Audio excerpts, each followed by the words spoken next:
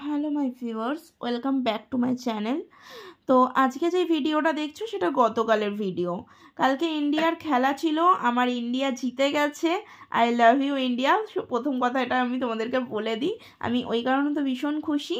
আর তৃতীয়ত এত গোছগাছ দেখছো তার কারণ অবশ্যই আছে, সেটার জন্যই আজকে ব্লগে আরও আসা। তো এত গোছগাছ এত সরঞ্জাম একটাই কারণে আমি কলকাতা ছেড়ে দিচ্ছি। সত্যি কথা বলতে 2 বছর আগে আমি হায়দ্রাবাদেই থাকতাম। লকডাউনের আগে আমি বাইরেই থাকতাম। তো লকডাউনের পর আমি কলকাতায় শিফট করেছিলাম। 2020 2021 আমি কলকাতাতেই ছিলাম। তো 2022 আমি গিয়েছিলাম হায়দ্রাবাদ, বাট 1 মান্থ থেকে আবার চলে এসেছিলাম। তারপর থেকে কলকাতাই বলতে পারো পুরোপুরি সেটেল। কিন্তু হ্যাঁ, এখন আবার হায়দ্রাবাদ থেকে আমার ডাক পড়েছে। তো হায়দ্রাবাদ তো অবশ্যই কাজের জায়গা, যেতেই হবে। তার সঙ্গে সঙ্গে ওখানে পুরনো যেই বন্ধুবান্ধব আছে তাদের সঙ্গে আমি মিট করব, আড্ডা মারবো, গল্প হবে, কাজ হবে, এইসব ভেবেও আমি খুবই এক্সাইটেড সত্যি কথা বলতে। আর আমি যে ভিডিওর মধ্যে এখন দেখছো পরে ভয়েসটা দিচ্ছি, এত বক বক করছিলাম, তার কারণ একটাই, আমার যে সামনে যে ভাই ক্যামেরা ধরে আছে সে আমাকে এত বকাচ্ছে আর এত আমার থেকে জ্ঞান নিচ্ছিল। তো ওকে জ্ঞান দিতে দিতে আমি ভুলে গেছিলাম যে আমার একটা ভিডিও হচ্ছে, ঠিক আছে, তাও আমি তোমাদের সঙ্গে আমি শেয়ার করছি। এইদিকে আমি দেখলে আমার ব্যাগ মোটামুটি গুছিয়েছি, বাট আমি সেরকম একটা ভালো গোছাতে পারি না বলে পাশের বাড়ি থেকে একটা দিদি আসবে, ও এসে আরও সব কিছু গুছিয়ে গুছিয়ে দেবে।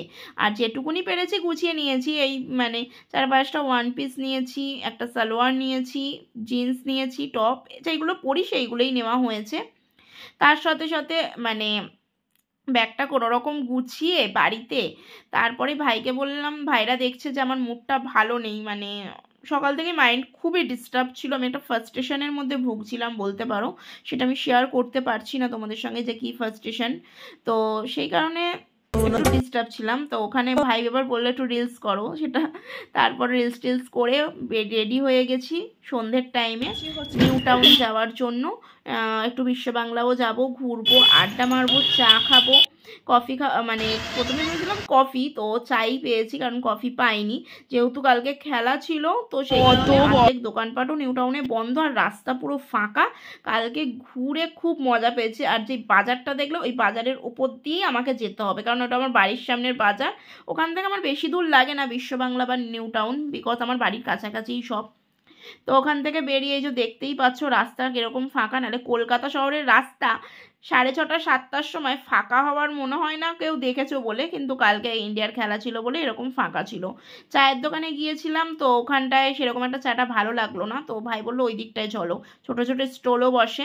তো এখানটায় ঢুকে দেখছি যে এখানটায় মেলা বসেছে। আমি সেটাই বলছি যে আমাকে ওই দোলনাটা চড়াবি, কারণ ওখানে তারপরেই একটা ঘটি গরম কাকা, ওই আগে ছোটোবেলায় এটা খুব খেতাম, যাই হোক, তো উনি এসেছে, এসে বলছে একটু মুখে দিয়ে দেখো, আমার এটা খুব ভালো।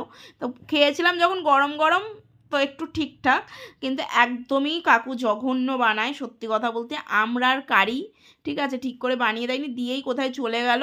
তো ওই ঘটি গরম খাচ্ছি, এইদিক ওইদিক ঘুরছিলাম, একটুখানি মানে ফাজলামি মারছিলাম। তারপর হচ্ছে একটু রিলস ফিলসও এখানে করেছি।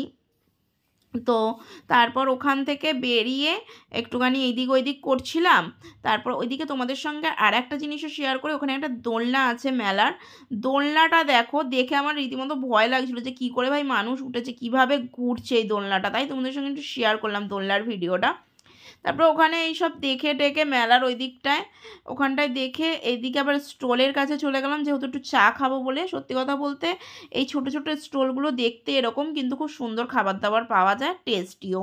এখানে রোলটাও খুব ভালো বানায়। তো আমরা চাই নিয়েছিলাম, 3 ভাই বোনে একটু চা খেলাম। খেয়ে ওখান থেকে বেরিয়ে ভাই বললো চলো এবার বিশ্ব বাংলা যাব, তুমি স্কুটি চালানো শিখবে। তাই বললাম চল।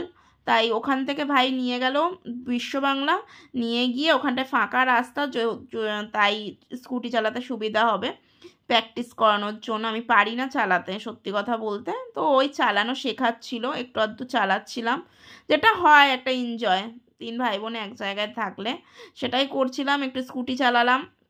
ওখানে স্কুটি চালিয়ে তারপর বিশ্ব বাংলা যেই বড় রেস্টুরেন্টটা আছে না উপরে, ওইখানটায় গেলাম, ওখানটায় গিয়েছিলাম একটু রিলস করতে, রিলস, তারপরে একটুখানি আড্ডা ফাড্ডা মারা, এইগুলোই করছিলাম। তো মোটামুটি রাস্তা এত ফাঁকা, সত্যি কথা বলতে এইসব রাস্তা না আমি কোনোদিন মানে দেখি না ফাঁকা, আর এরকম গিয়ে দেখছি তো ফাঁকা, আমার জন্য মানে এত ভালো লাগছিল কি বলবো।